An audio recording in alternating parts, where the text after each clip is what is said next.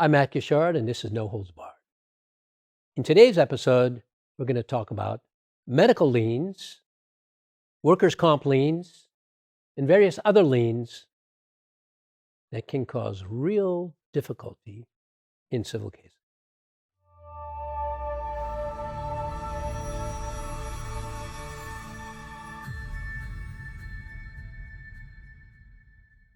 In talking about liens, I want to start out with how our civil system works. Somebody files a lawsuit. And I actually even want to go back further than that.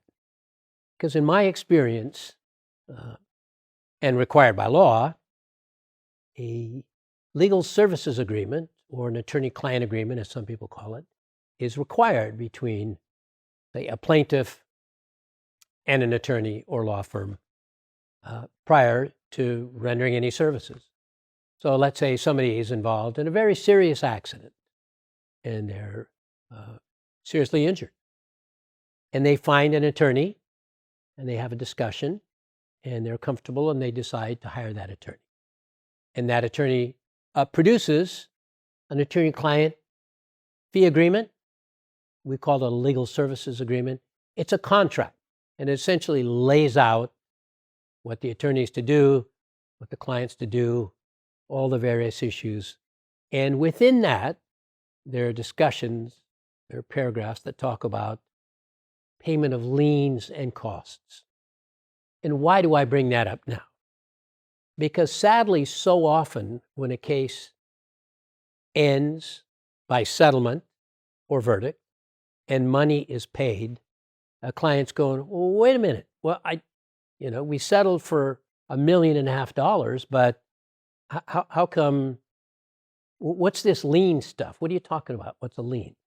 Well, a lien is the concept that you got medical treatment and you paid for insurance that gave you that medical treatment. If you didn't file a lawsuit, the insurance company has no right to any reimbursement for that because there's a contract between you and your insurance company, and you have a right to that.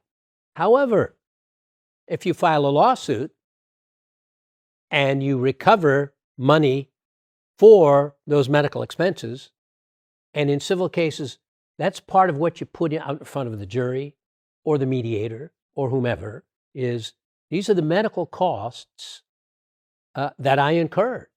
Here are all the procedures that I went through. Here's the cost. The insurance company then has a lien. And what does that mean? The concept is that you'd get a double recovery if you got to keep them both. So you got the benefit of having the insurance company pay all the medical expenses, and then you get a double benefit by you collect those same benefits, that same money, from the third party. And so the concept is that the insurance company says, well, wait a minute, we have a right to reimbursement, so you don't get a double recovery. Now, since you hired a lawyer, we reduce the lien, and typically we hear about reducing it by 1/3. So let's say somebody's involved in an accident. There's $1 million in medical costs. And let's say it's through the Kaiser system and Equion. And those actual costs were paid by the healthcare system. Actually, $1 million was paid. So the case settles for $2 million. And the client goes, well, great. So I get what? 2/3 of $2 million. No, the lien has to be paid. So your attorney negotiates on that $1 million lien. They get it down, let's say, by 1/3, but they have to pay back 2/3 of $1 million. Now, in cases like that, oftentimes they're negotiated down even further. We recently had a case in which the costs were over $1 million, and the insurance company agreed to take $500,000, but they sought reimbursement. Now, understand that in a workers' comp case, so oftentimes we have somebody who is working, they're injured, the workers' comp system pays for medical care, The fault is a third party. So there's a lawsuit against a third party. Let's do it this way. There's an accident. Somebody is driving a company car. Another vehicle crashes into them and injures them because they're within the scope of their employment. The workers' comp system comes into play, and their medical care is taken care of through the comp system, as well as their disability. So there is a workers' comp lien. And then the driver sues the third party.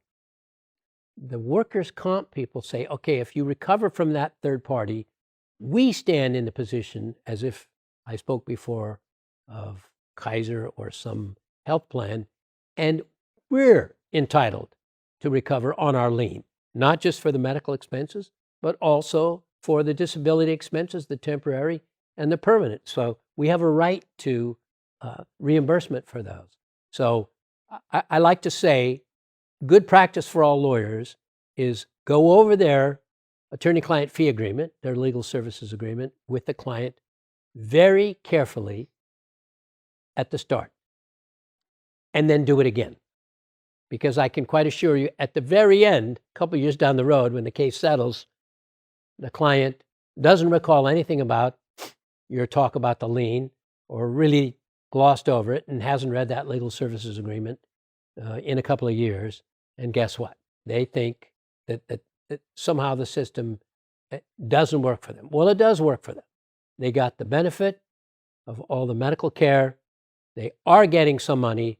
They're just not getting the amount of money that they had hoped to get based on those liens. So liens are important to know and to understand, and it's critically important that people understand that.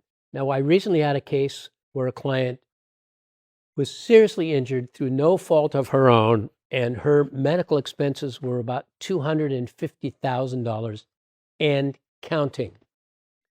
And during the lawsuit, there were several other plaintiffs that had also been injured in the same accident, and the maximum insurance coverage available was a 1530 policy. So the maximum that our client could recover was $15,000. And the person at fault rented, they had no assets, no anything. So our client could get only $15,000 from the insurance company on the other side.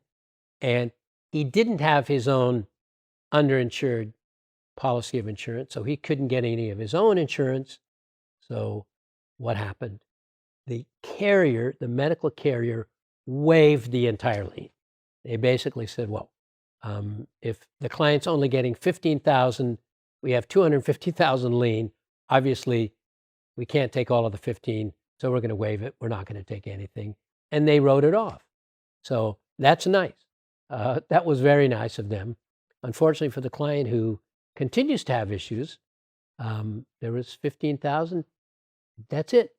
So that's the story of medical liens and workers' comp liens. Keep that in mind. They need to be repaid. They need to be negotiated by your lawyer. But make sure you, as lawyers, make your clients understand at the outset, so there's no recrimination at the end of the case when you're getting checks that somehow they were never advised of that. And for those of you who are litigants and have been involved in this, understand that you can't get a double recovery. You don't get the benefit of your medical care or your workers' comp, and at the same time get paid that same amount from another party, and you don't get to keep them both. You do get to negotiate them down, or your lawyer, but that's how that lien system works. So maybe a little complicated. That's why important for any of you who have any questions at all, make sure you give comments below, because I'm happy to answer those in another session. We often plan that out. So if you like this episode of No Holds Barred, hit the like button, hit the subscribe button. It helps with our YouTube algorithm.